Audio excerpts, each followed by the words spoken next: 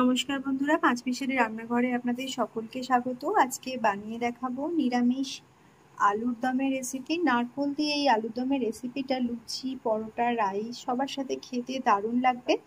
আজকের এই রেসিপিটা দেখে ভালো লাগলে অবশ্যই লাইক শেয়ার করবেন আর কমেন্ট করে জানাতে ভুলবেন না আপনাদের কেমন লাগলো।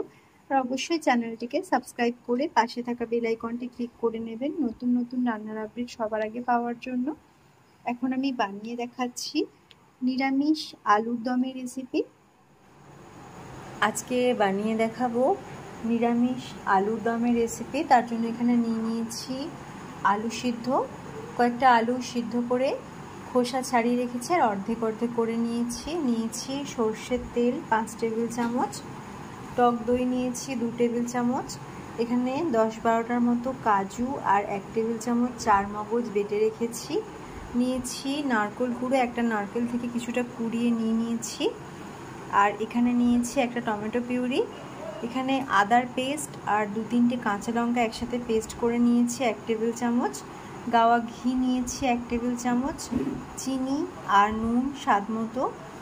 আর এখানে নিয়েছি 1 টিস্পুন করে কাশ্মীরি লঙ্কার গুঁড়ো, ঝাল লঙ্কার গুঁড়ো, হলুদ গুঁড়ো আর ধনে গুঁড়ো। আর সাথে নিয়েছি ফোড়নের জন্য তেজপাতা, লবঙ্গ, এলাচ আর দারচিনি। এখন কড়াইতে দিয়ে দিচ্ছি তেল। তেল ভালো করে গরম করে নিতে হবে। আর তেলের সাথে দিয়ে দেব সামান্য নুন আর হলুদ গুঁড়ো। আলু ভেজে নেওয়ার জন্য আগে থেকে আমি এগুলো মিশিয়ে তেলটা গরম হতে দিচ্ছি।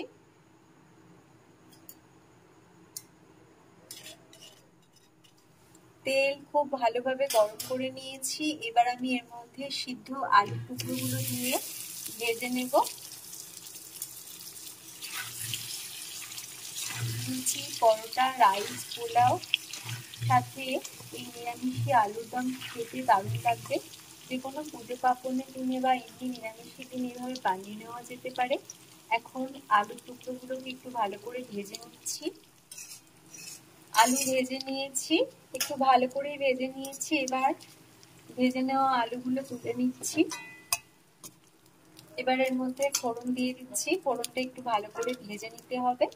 ফোড়নটা একটু নেড়ে চেড়ে ভেজে নিতে হবে যতক্ষণ না ফোড়নের ভাজা ভাজা গন্ধ আসছে। ফোড়ন ভেজে নিয়েছি, দিয়ে দিচ্ছি টমেটো পিউরি। টমেটো পিউরিটা দিয়ে দিয়েছি, একটু নেড়ে চেড়ে নিচ্ছি। আর দিয়ে দিচ্ছি আদা আর কাঁচা লঙ্কার পেস্ট। এখন একটু নেড়ে চেড়ে নিতে হবে।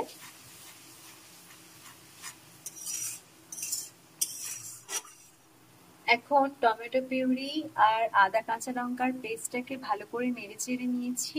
তেল ছেড়ে এসছে। এবার আমি এর মধ্যে দিয়ে দিলাম গুঁড়ো মশলাগুলো। আরো একটু নেড়ে চেড়ে নিতে হবে। মশলাটা ভালো করে কষালে আলুর দম খেতে দারুণ লাগবে। এখন ভালো করে একটু নেড়ে চেড়ে মিশিয়ে নিয়েছি। দিয়ে দিচ্ছি এর মধ্যে কাজু আর চারমগজের পেস্ট। আবার একটু ভালো করে নেড়ে চেড়ে নিচ্ছি।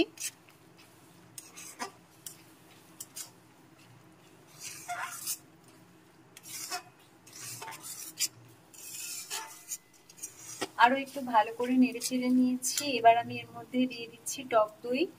টক দইটাকে একটু ভালো করে ফেটিয়ে রেখেছি। আর সাথে দিয়ে দেব চিনি আর দিয়ে দেব নুন, স্বাদ মতো নুন দিয়ে দিচ্ছি। সবকিছু খুব ভালো করে মিশিয়ে নিতে হবে। এখন একটু নেড়ে চেড়ে নিচ্ছি। গ্রেভিটা বেশ সুন্দর দেখতে লাগছে। এবার আমি এর মধ্যে দিয়ে দিচ্ছি ভেজে নেওয়া আলুর টুকরোগুলো। আলু দিয়ে মশলার সাথে ভালো করে মিশিয়ে কিছুক্ষণ নেড়ে চেড়ে নিতে হবে। আমি এখন কিছুটা নারকেল কুড়ো এর মধ্যে দিয়ে দিচ্ছি আর কিছুটা রাখছি রান্নার শেষে মেশানোর জন্য। এখন অর্ধেকটার মতো দিয়ে দিচ্ছি। আর একসাথে সবকিছু মিশিয়ে আরো কিছুক্ষণ নেড়ে চেড়ে নিতে হবে।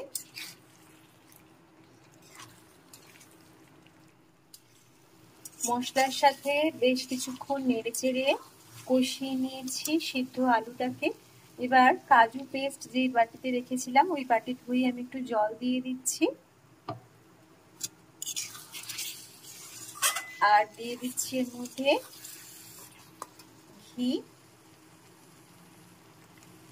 আর একটু নেড়েচেড়ে নিতে হবে। আলু সিদ্ধই করা আছে, আর একটু সামান্য রান্না করে নিলেই একদম রেডি হয়ে যাবে নিরামিষ আলুর দমের রেসিপি। এখন একদম রেডি হয়ে গেছে নারকেল দিয়ে নিরামিষ আলুর দমের রেসিপি।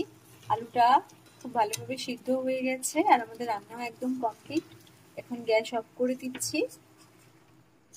এখন একদম রেডি হয়ে গেছে নারকেল দিয়ে নিরামিষ আলুর দমের রেসিপিটা আপনারা ট্রাই করতে পারেন, আশা করি ভালো লাগবে।